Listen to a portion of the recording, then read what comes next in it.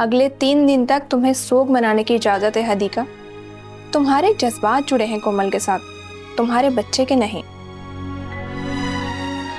एक बीवी ने उसे जज्बाती कर दिया और दूसरी बीवी ने बागी बना दिया उसे। वासिक घर पे नहीं है और आखिरी फ्लाइट इस्लामाबाद के 3 घंटे बाद की है। उससे बिना मिले जाऊंगा तो फिर वो। प्लीज यार फरहान, मत सोचो इतना। कोई इतना सेंसिटिव नहीं होता जितने तुम हो। तुम्हारी सास आई है तुमसे मिलने, अपनी बहू से मिलना चाह रही थी।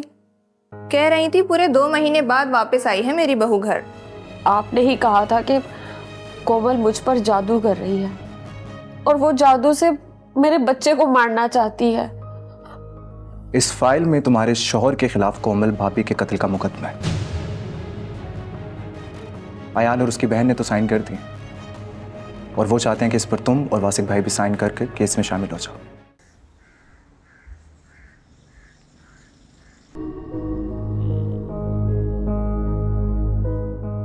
ये सब लोग वहां मौजूद हैं।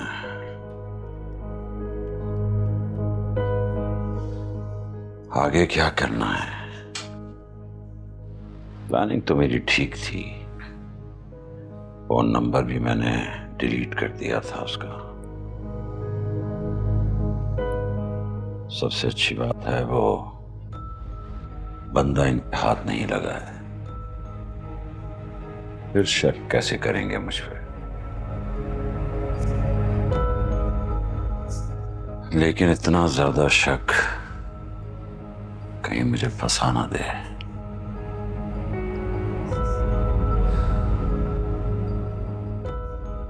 लेकिन उन्हें उनके मकसद में मैं कभी कामयाब नहीं होने दूंगा।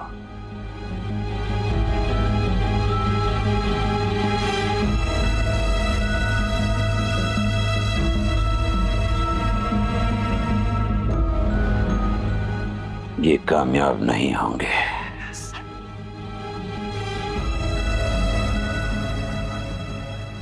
मैं इन्हें कामयाब नहीं होने दूंगा।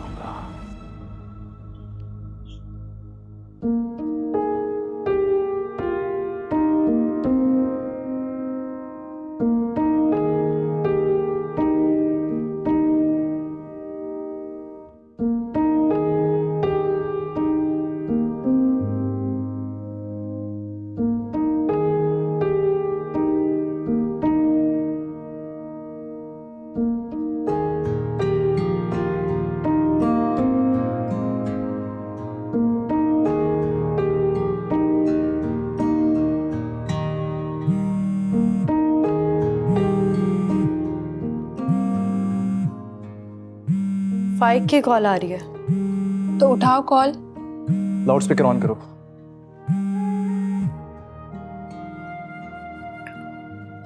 हेलो।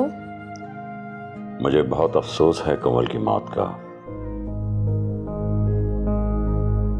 लेकिन अयान मुझ पर शक कर रहा है कि ये सब मैंने करवाया है। प्लीज उसे समझाओ। हेलो, तुम सुन रही हो ना? हाँ मैं सुन रही हूँ। तुम जानती हो मैं कितना बेबस हूं। आफ्ताब राठौर को मरवाने के लिए मैंने कितना पैसा खर्च किया था। जब उस वक्त मैं ये सब कुछ नहीं करवा सका तो इस बदहाली में मैं क्या कर सकता हूं? मेरे मोबाइल में बैलेंस तक नहीं है। जब से मैं जेल से वापस आया हूं किसी से राब्ते में नहीं हूं। फिर मुझ पर शक क्यों?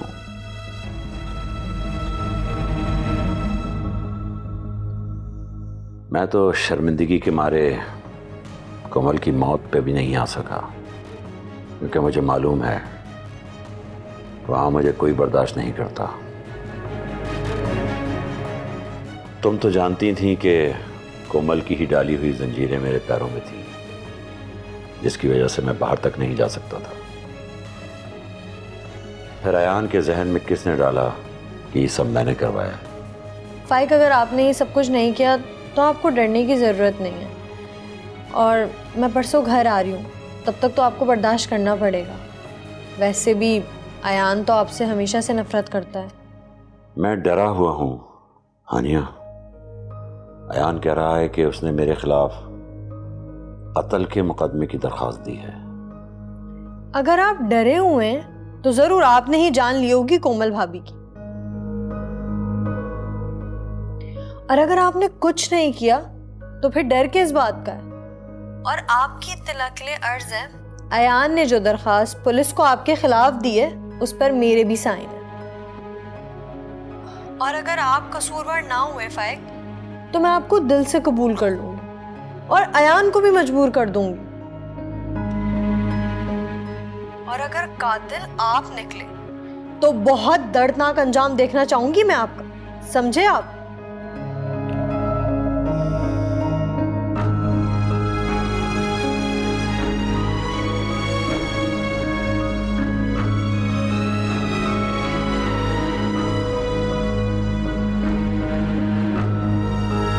मुझे एक बात बताओ हानिया, तुम्हारे घर में सिक्योरिटी कैमरास तो होंगे ना?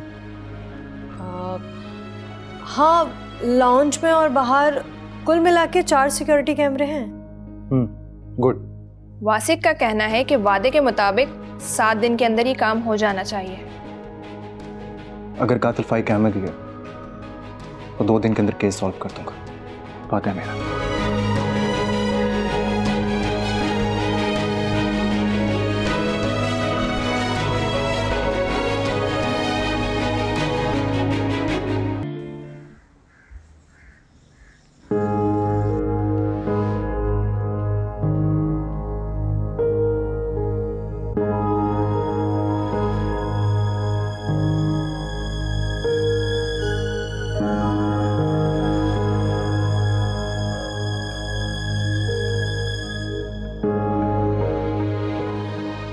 तुम भी मुझे ही कसूरवार समझती हो बेटा?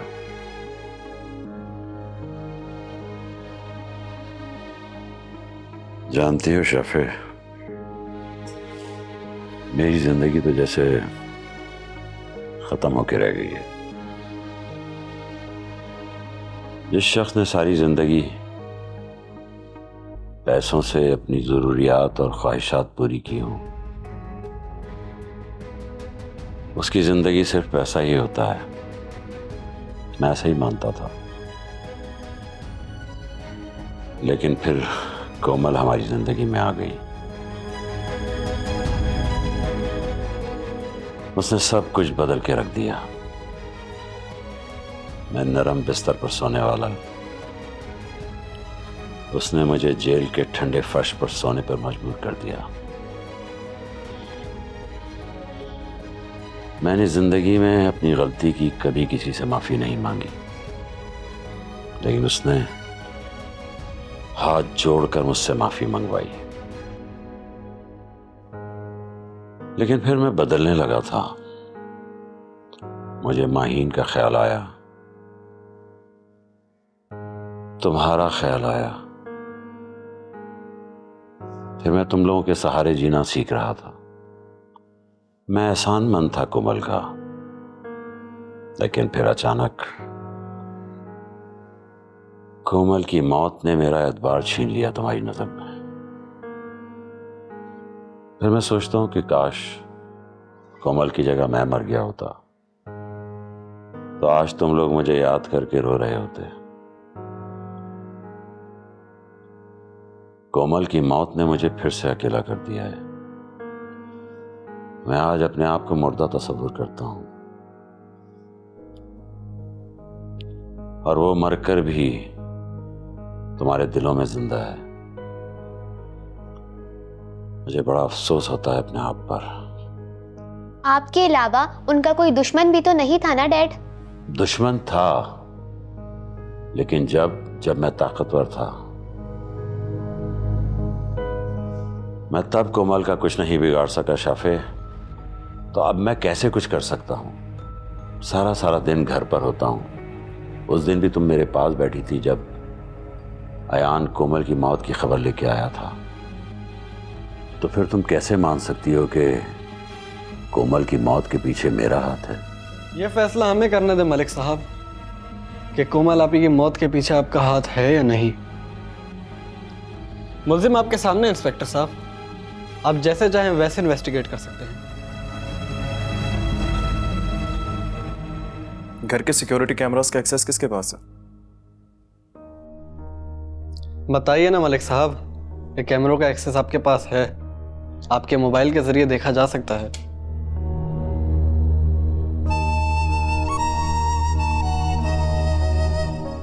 अपना फोन अनलॉक करके मुझे दे।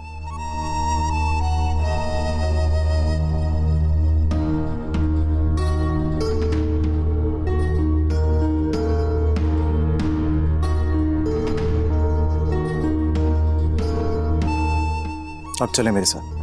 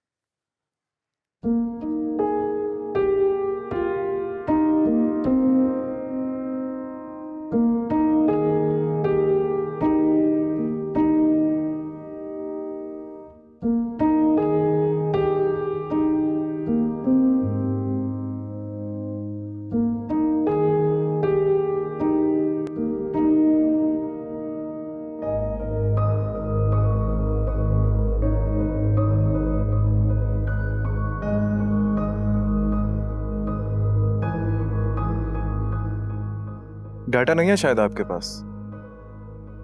कब से इंटरनेट पे नहीं है आप? जब से मेरे सारे बैंक अकाउंट हानिया के नाम ट्रांसफर हुए।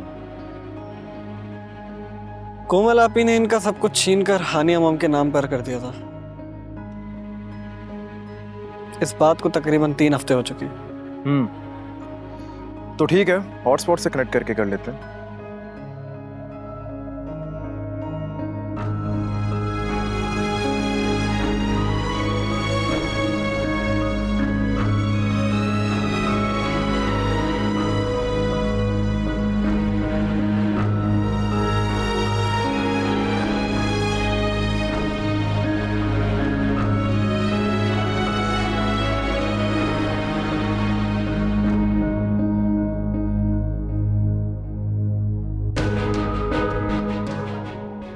आप लोग यहीं पर बैठे, मैं आता हूं।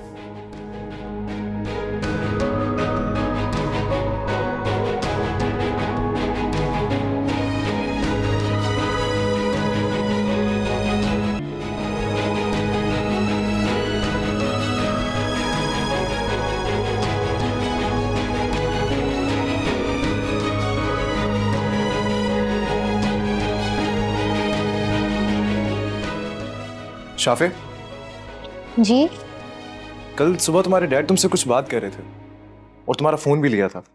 जी हाँ,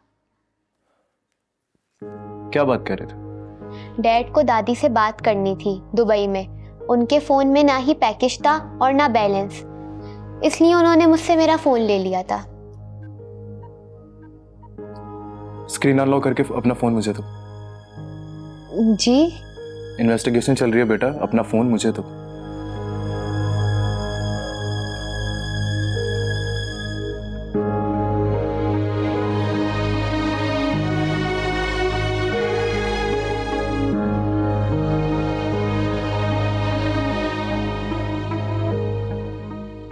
इसमें तो दुबई के लिए कोई भी आउटगोइंग कॉल नहीं है।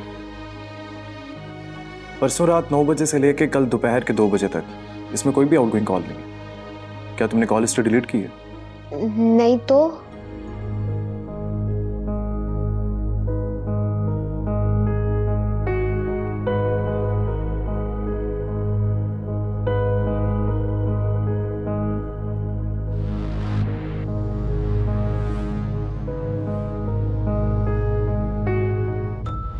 हेलो, एक नंबर भेज रहा हूँ, मुझे ये पता करके बताओ कि कल इस नंबर से किस किस को कॉल गई और किस किस नंबर से इस नंबर पर कॉल आई है। Send me all details immediately.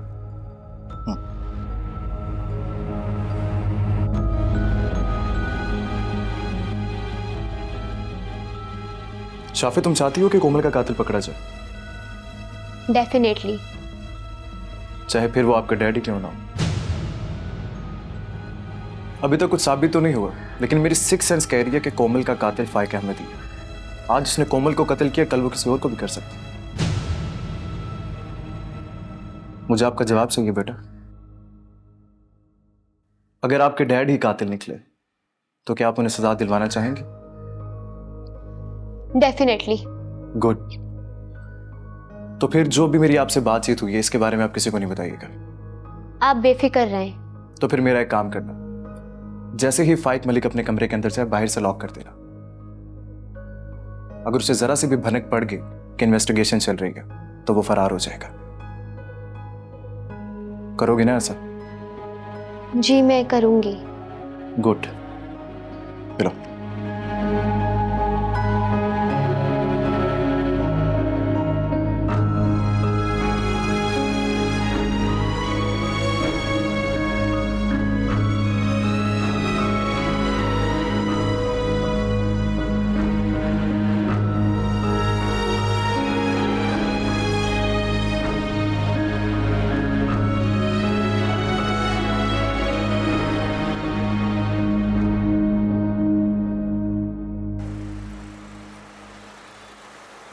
कुछ मिला आपको सीसीटीवी फुटेज से?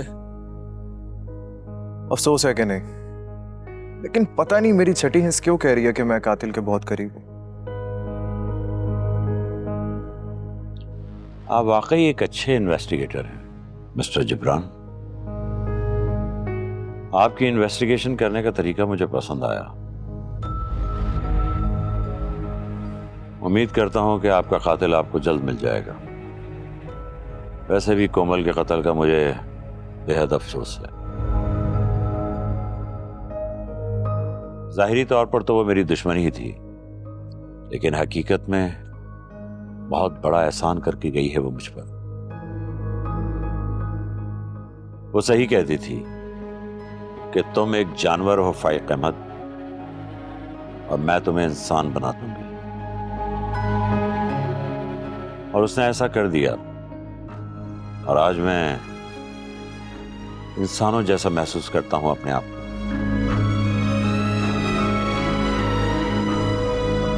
कोई और सवाल पूछना है आपने मुझसे? जी नहीं। ठीक है, फिर मैं अपने कमरे में जाता हूं।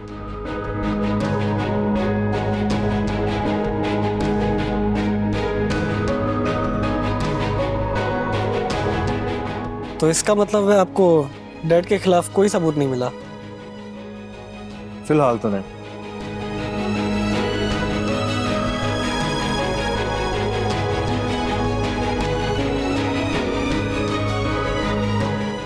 लो। सर ठीक कल सुबह 8:15 पर इस नंबर से किसी फाइक मलिक की बात हुई थी शराफत अली से।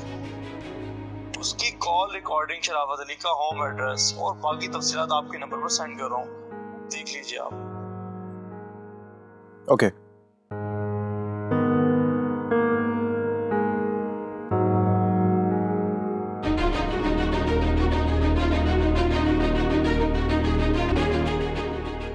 ये इंस्पेक्टर जिब्रान शक दिला रहा है। लगता है इसे कोई सुराग मिला है और जानबूझकर जाहिर कर रहा है मुझ पर कि इसे कुछ नहीं मिला। क्या करना चाहिए? कुछ करना पड़ेगा।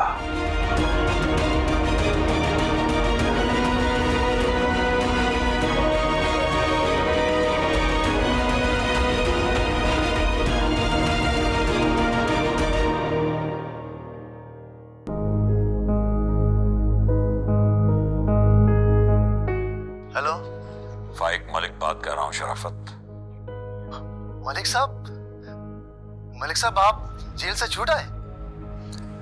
हाँ यार, आ गया हूं। कैसे हो तुम? मैं बहुत परेशान था मलिक साहब, आपके लिए बहुत दुआएं की मैंने। थैंक यू शराफत। कहाँ हो इस वक्त? मलिक साहब मैं ड्यूटी के लिए स्टोर की तरफ ही जा रहा था। आप हुक्म करें, गुलाम हाजिर है। बस तुमसे मिलना था। एक काम कर सकते हो, मेरे घर के पास जो जॉगिंग पार्क है 10 मिनट में मुझे वहां मिलो। ठीक है जनाब, मैं ठीक 10 मिनट के बाद आपसे आकर मिलता हूँ। ये है शराफत अली, ये है कोमल का कातिल।